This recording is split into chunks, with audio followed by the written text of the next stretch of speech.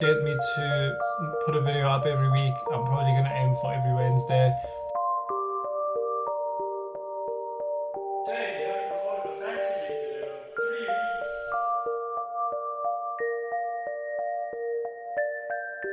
Dang, the channel's dying and it hasn't even come live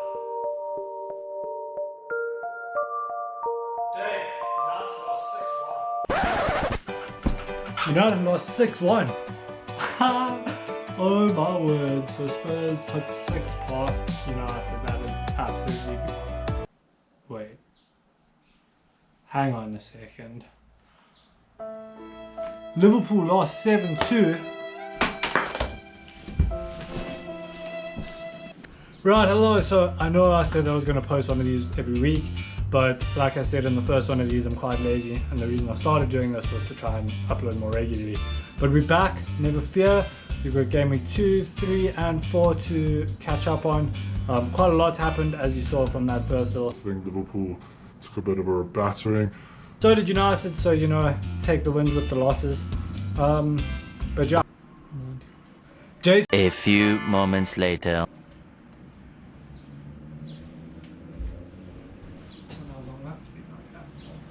Right, so game week 2 was an absolute madness. Everyone was getting such high points. Jason managed to get 112 points and really surge up the table.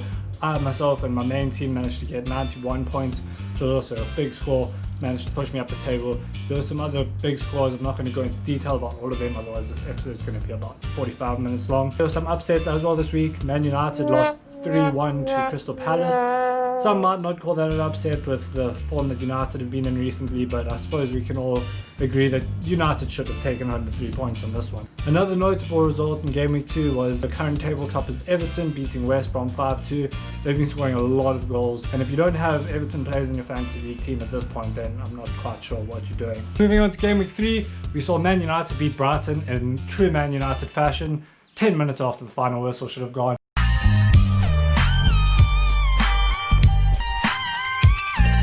This week also saw Chelsea being pushed right to the limit by West Brom in a 3-3 draw, and also saw Manchester City getting absolutely battered by Leicester. Turns out Jamie Vardy's still having that party he started in 2016, and not even lockdown regulations could stop him. Game week 4 starts with Crystal Palace A side beating Crystal Palace B side 4-0. This was followed by Everton continuing their good run of form, beating Brighton 4-2. Then after that, so West Ham put a dampener on Leicester's form and Jamie Vardy's party by beating them 3-0 in their own back garden. This was only just the beginning. Later on, Spurs would beat Man United 6-1 in an absolute demolition and get football fans around the world frothing at the mouth at the downfall of this once great club. That was until the defending champions Liverpool said, "You'll never walk alone," and Jurgen Klopp asked Ole Gunnar Solskjaer to hold his beer and watch this, as Liverpool proceeded to be destroyed 7-2 by Aston Villa. Now, as a Liverpool fan, you'd expect me to defend this 7-2 loss, wouldn't you? No. The fact is we got absolutely torn apart as Aston Villa called bullshit on our super high defensive line, and a pacey attack made us pay.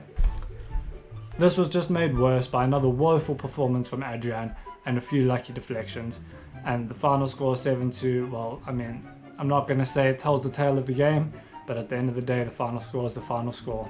So now at this point, if anyone had told you that the top 4 would be Everton, Aston Villa, Leicester and Arsenal, you probably would have been suspected of taking hard drugs. But 2020 has struck once again, and we are left with the strangest top 4 I think I've ever seen in Premier League history. For Arsenal in 4th, back where they belong I suppose. Both Manchester sides find themselves in the bottom half of the table, which as a Liverpool fan is just a lovely sight to see. Moving on to the Fantasy League side of things, Son and Kane have been absolutely destroying it as the top 2 point scorers so far. These two are followed up by Mohamed Salah, who simply can't stop scoring, even if it means taking it out of his own teammates' feet. And in 4th place is Everton's frontman Calvert-Lewin, who under Ancelotti has suddenly decided that he knows how to score, which is good for Everton fans. It's not so good for the rest of the Premier League because he's looking class. And then in 5th place so far was one of the masterminds behind Villa's demolition of Liverpool, Jack Grealish. Now, I think it's interesting to note that 3 out of the top 5 point scorers so far in the Fantasy League are English players. Does this mean that football might be coming home in the future? Not if Gareth Southgate has anything to do with it. Guys, thank you very much for watching. If you did enjoy, please don't forget to hit the like button, hit subscribe if you want. If you're new, I will be coming back with more of these. I think I might move it to like an every second week thing, but we'll just see what happens as the season progresses. From the next episode, I'll start paying more attention to the people in the league and how they're doing. I just figured because there were 3 weeks to catch up on, I didn't want to get into every single week and who's gone up and down. Otherwise, like I said at the beginning, we would have been here for 45 minutes. So I'm going to keep this one short and sweet just to say we are back, and have a good day.